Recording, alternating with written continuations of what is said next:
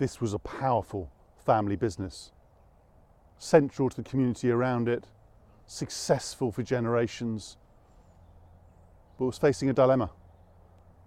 How much more could it take of the difficulties it was facing in its core business, the areas it was known for? And how much effort could they expend in some of the new areas that were risky, difficult, uncertain? That's a pretty typical strategic dilemma. But when you face the weight of responsibility of the people you employ in your community, it's even trickier. And when you face the expectations of your families, both present and future, it becomes even more sensitive, more political. And that was the situation I faced a number of years ago as I was advising this family organisation. The core business was in decline, nobody questioned that. But that's what they were good at.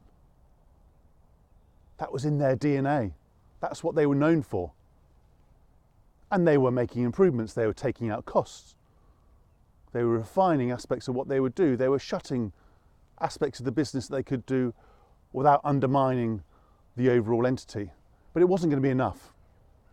They knew the trends were in the other direction as digital technology was encouraging people to consume and use their products and services in different ways. But where do you go next? That was the question we debated. And as you can imagine, there was a lot of difficulty in exploring new areas. They were unknown. People around the table had grown up in the core business. And then we said, what are you really good at? And they repeated their success and achievements in the core business, albeit with different colours and hues. I said, just take me through the portfolio. And again, they started in the core business. I knew most of that. I said, what else do you do? And they talked about some of the investments they'd made over in the last few years. I said, oh, that's interesting. Tell me how they've done. These were investments in startups, entities in the online space that actually was attacking the core business that they were so concerned about.